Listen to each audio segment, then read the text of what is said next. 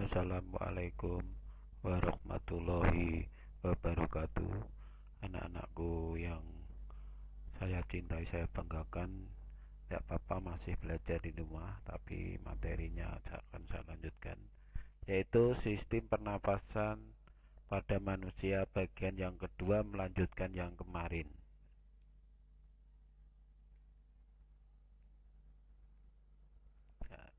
Ini temanya adalah mekanisme pernapasan manusia.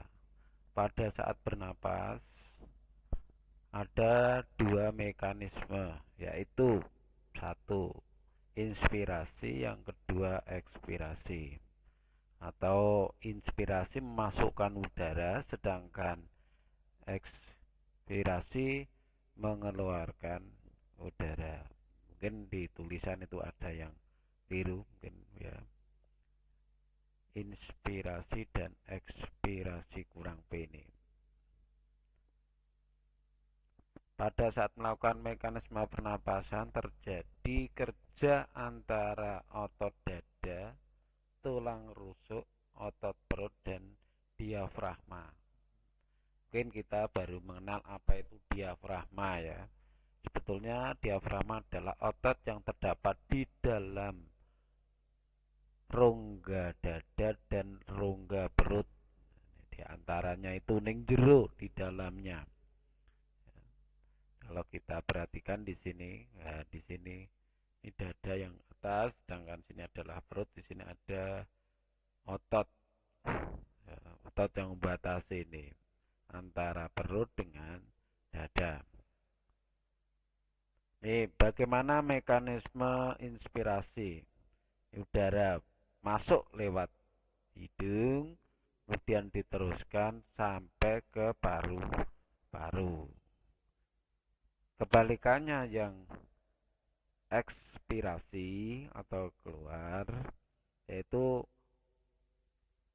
mula-mula dari paru-paru, kemudian keluar lewat hidung. Nah, bagaimana kok bisa masuk dan bisa keluar?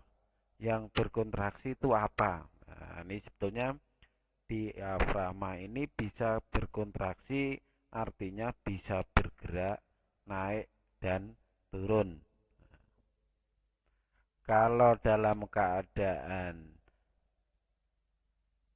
relaksasi santai, nah ini santai biasanya udaranya keluar, dia melengkung ke dalam ini. Tapi kalau dia berkontraksi, kalau tegang katakan seperti itu, maka ini akan menyusut sehingga akan turun bergerak ke bawah ini. Sehingga kalau ini bergerak ke bawah diafragma ini, berarti volume paru-paru akan mengembang. Gara-gara mengembang, maka tekanan udaranya mengecil. Sehingga karena ini mengecil, maka udara yang ada di luar akan masuk. Tetapi kebalikannya, dalam keadaan relaksasi yang mana diafragma tidak bekerja tegang, katakan seperti itu, maka dia akan melengkung, molor, melar, ini katakan seperti itu. Sehingga ini sangat melengkung, sehingga volume dari paru-paru akan mengecil. Gara-gara mengecil, maka tekanan yang ditimbulkan akan besar sehingga menyebabkan udara keluar. Nah, ini kalau kita perhatikan. Nih, bagaimana mekanisme pernapasan dada? Ya, pernapasan dada dan ada pernapasan perut. Coba kita perhatikan. Untuk pernapasan dada, bahwa otot antar tulang rusuk berkontraksi sehingga tulang rusuk terangkat. Karena tulang rusuk terangkat, maka volume rongga dada akan membesar. Karena membesar, maka tekanan dalam rongga dada mengecil sehingga udara dari luar masuk ke paru-paru. Kebalikannya sudah saya jelaskan tadi, Kalau ekspirasi atau keluar ini mula-mula otot antar tulang rusuk relaksasi santai nih. Karena santai maka tulang rusuk turun ke bawah. Karena turun ke bawah volume rongga dada juga mengecil. Karena rongga dada mengecil maka tekanan udara dalam dada akan membesar, akibatnya udara bergerak keluar. Nah, ini dibaca, dipahami, dicatat ya. Nah, kemudian mekanisme bagaimana pernapasan perut. Nah, ini pernapasan perut yang bergerak itu perutnya ini ya. Perut itu bagian yang agak bawah, sedangkan rongga dada yang dada adalah bagian yang atas. Saat otot diafragma berkontraksi, katakan tegang, maka diafragma mendatar. Karena mendatar, maka volume rongga dada menjadi lebih besar. Karena lebih besar, maka tekanan dalam rongga dada mengecil. Udara dari paru-paru masuk ke paru-paru. Sedangkan expirasinya, otot diafragma relaksasi. Relaksasi nyantai katanya seperti itu. Maka diafragma melengkung ke atas. Rongga dada akan mengecil. Tekanan dalam rongga dada membesar sehingga paru-paru akan keluar. Sehingga kalau ini ada keluar masuk sebetulnya diakibatkan oleh adanya tulang rusuk atau otot-otot pada tulang rusuk dan juga diafragma, khususnya akan menggerakkan daripada perut. Bagaimana banyaknya frekuensi pernapasan? Artinya apa? Ya, kalau dalam waktu 1 menit kita akan menghirup dan mengeluarkan udara berapa kali? Ini seringkali dikatakan dengan frekuensi pernapasan. Sehingga ini mudahnya dinyatakan bahwa frekuensi pernapasan adalah banyaknya pernapasan yang terjadi tiap satuan waktu. Biasanya waktunya adalah menit, karena kalau waktunya sekon maka kecepatan ini ya. Tapi kalau waktunya menit kan agak longgar. Semakin membutuhkan udara biasanya frekuensinya semakin besar.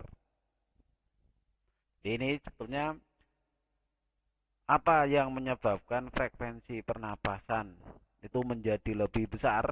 Ini mungkin akibat dari aktivitas. Kalau kita olahraga biasanya butuh udara oksigen yang cukup banyak sehingga kita ngos-ngosan, katakan seperti itu, sehingga disebut memiliki frekuensi yang besar. Dan di samping itu juga ya, karena aktivitas juga sebetulnya frekuensi pernapasan dipengaruhi oleh umur, jenis kelamin, suhu tubuh dan posisi tubuh. Bagaimana volume pernapasan? Banyak sedikitnya udara yang masuk.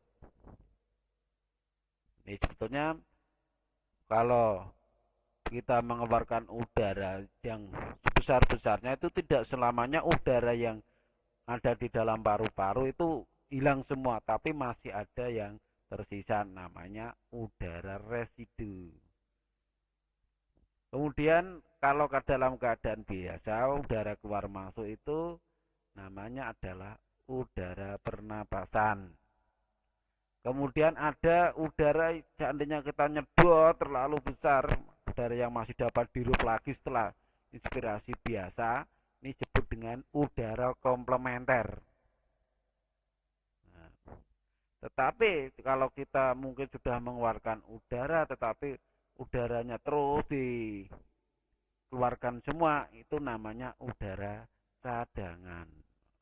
Kalau kita hitung udara pernapasan untuk orang normal itu 50 cc, 500 cc, udara namanya komplementer 1500, udara cadangan 1500 cc, cm kubik atau mililiter, sedangkan udara residu apa namanya sisa 1000 cm kubik. Hingga kalau di total banyaknya udara secara keseluruhan. Nah,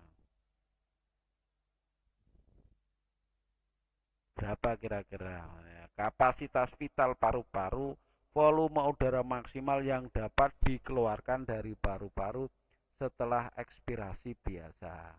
Sedangkan volume total paru-paru betulnya adalah kapasitas vital paru-paru ditambah udara sisa atau udara residu. Nah, ini kalau kita hitung berapa coba tadi?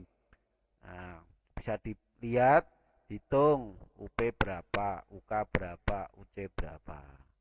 Ini UK apa tadi? UP apa? Udara pernapasan. Kita kembali. Nah, misalkan seperti itu ya. Kita ulangi. Di sana ada. Nah, ya kalau kita kembalikan. Nah, ini kita hitung seluruhnya ini 500 ditambah 1500 tambah 1500 tambah 1000 ini sebetulnya ini ya UP-nya 500 UK-nya 1500 berarti 2000 UC-nya 1500 berarti udara